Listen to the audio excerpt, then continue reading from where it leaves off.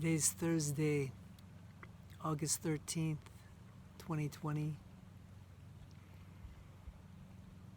I'm in a little old town called Quatsino, named after a First Nations tribe. About a 20-minute boat ride out of Cole Harbor, BC, on the north end of Vancouver Island. Came here a few days ago. Really enjoying resting into this space. This is where my father was born. Eugene Charles Alexander Johnson. This is my first time here. I've made the journey to come touch in the place where my father was born, retrace some steps of my family lineage, of my bloodlines, of what places on this earth my animal body is connected to. I've come here to see what I would feel seeing this place, smelling this place, feeling the winds, and riding across the water. See if it would connect me back in with my father or some old memories. See how I feel here. To come here and offer prayers for the healing of my own soul, the healings of my bloodlines, the pain and angst in my father's soul, the connection with his father and mother. His father and mother moved here from England, and they got married here in 1947, right here in Cole Harbor, and gave birth to my father in 1950, 70 years ago. And there's under 70 year-round residents that live in this little water's edge village.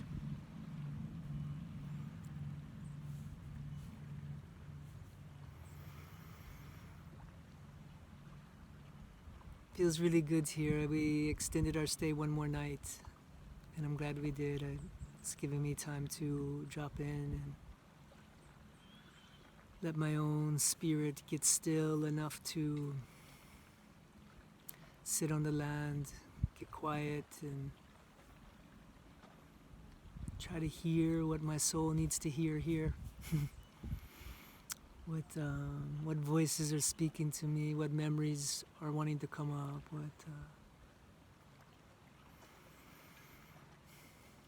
it's taken me 43 years to arrive at this spot, and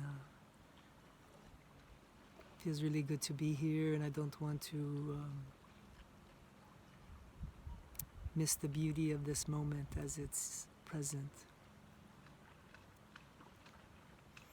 I sat here and did a long meditation and prayer right in this spot for the last couple hours, and wanted to record a video here in this very special place, capture it.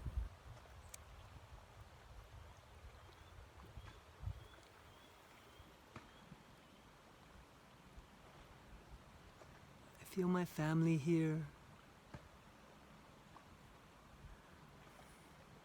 I feel their pain and disconnectedness. I feel my own desires and yearnings to feel whole, to feel a space of home somewhere on the planet, to feel my own root chakra taking root somewhere on the planet, to feel safe, to know myself, and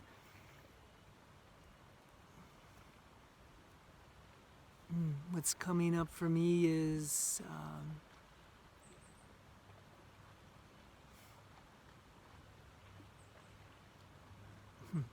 my own lineage, what I think about having children, this ongoing internal discussion between me and myself on whether I want to have children in this life.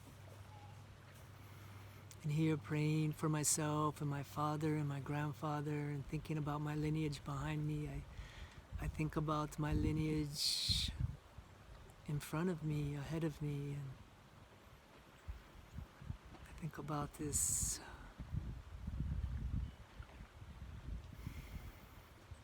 native prayer of the 7 generations behind and the 7 generations to come, and I think about my choice to not have children and what is the next 7 generations. Is it what I choose to do here in my life, the people I touch, how I leave the planet for them? Will I make efforts to heal my vasectomy and make a prayer for birthing my own blood lineage, my own child?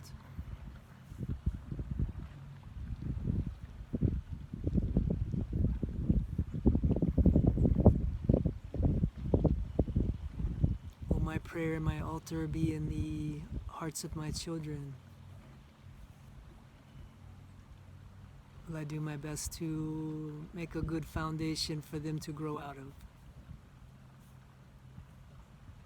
Do I have that desire and commitment to follow through in that way?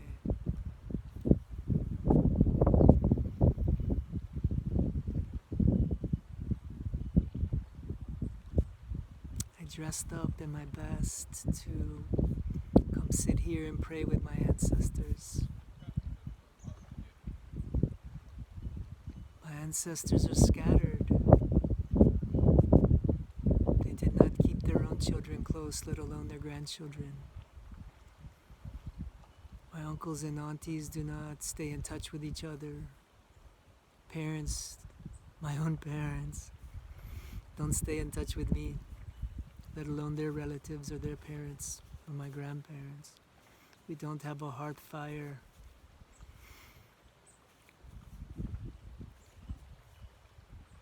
Or a home space to gather. And I think about what I would want for my children if I had them.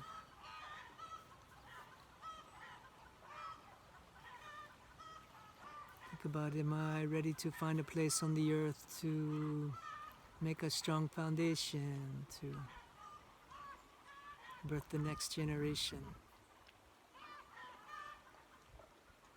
My heart's prayer for most of my life has been to seek out my own healing, seek out my own joy, and not in a frivolous, light way, but in a real reason to live sort of way. And that has come up too while I sit here and pray. It's like, what is it that I'm doing with my life? Is it to build some kind of legacy, to make some gift offering of what I feel it is I have to share with my peers, other men and women my age group?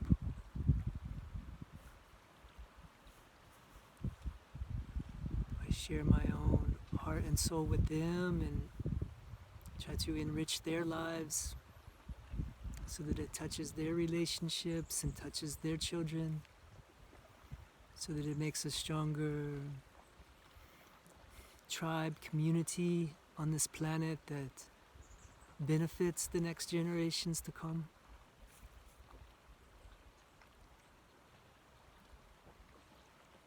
For most of my life, that's where my prayer has been for myself, is to touch in with my own truth, touch in with my own healing, to gift that out to my brothers and sisters who have been walked different paths, or maybe busy raising their children, to bring what I've gathered back to that crew, back to our generation.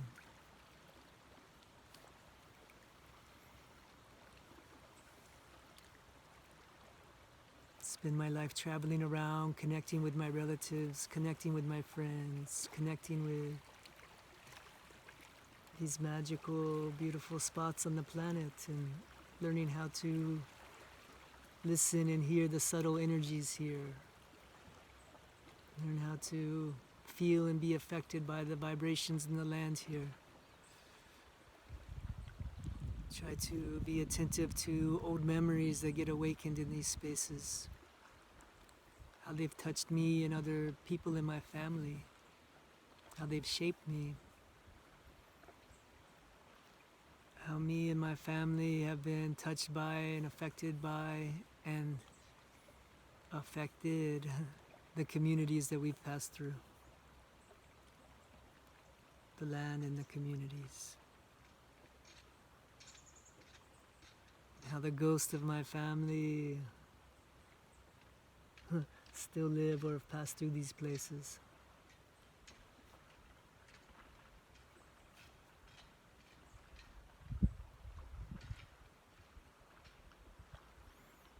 Gets me thinking about what's most important, about what I'm calling into my life, and if I'm living my truest prayer right now, and what's the most beautiful thing I can be doing, what's the most powerful place I could be devoting my time and energy in this next 6 months or next year of my life.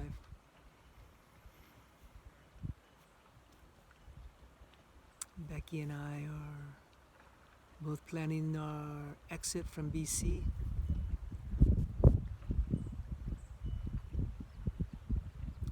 Feeling into where we would like to explore, where we'd like to travel.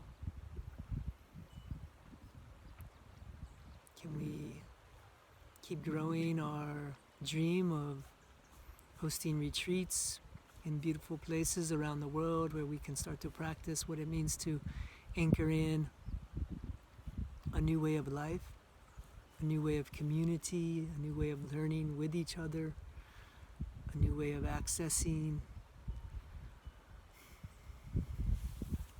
the healthy balance and center and depths of our own souls that connects us in with the cosmos, connects us in with the earth, connects us in with our families, our ancestors,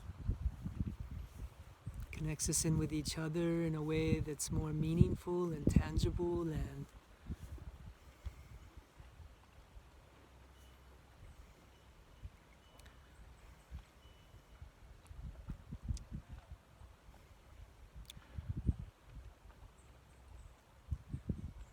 a way that starts to weave our societies together in a stronger way to build a new future for human life here on this planet.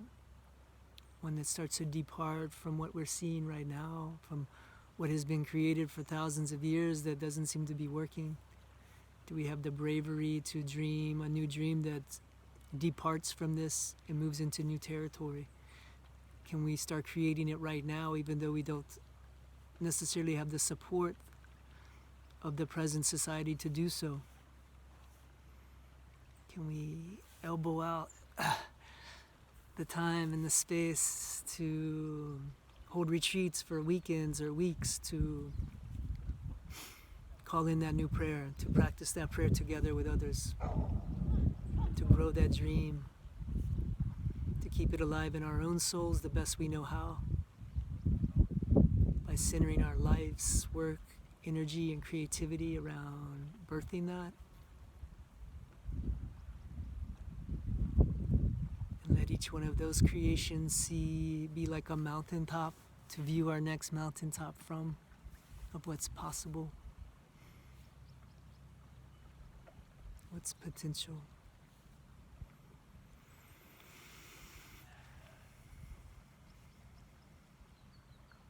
This is what's here. It's took me a long time to wind down and relax here. A lot of resistance to sitting still, a lot of busyness with the internet and the computer and work projects my first couple days here, and I still haven't touched half of the creative projects that I brought with me to work on in this space. And somehow the sweetest part of being here has been more to just sit still and do nothing and look out at this water. Watch the birds come and go, the blue herons, the kingfishers, the bald eagles.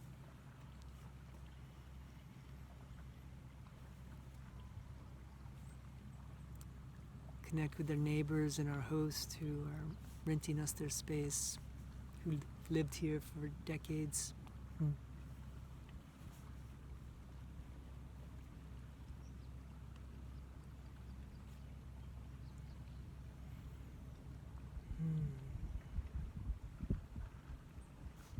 That's my share for today. Connecting in with the land of my father and grandfather. Thinking about the kind of man that I'm dreaming myself into being on this planet. And what kind of lineage I leave behind me, whether it's in children or other creations. And what my love is creating.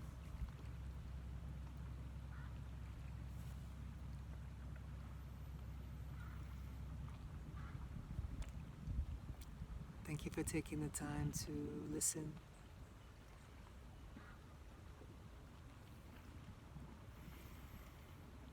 Sending love from me and my relatives, my family, to your family. Oh.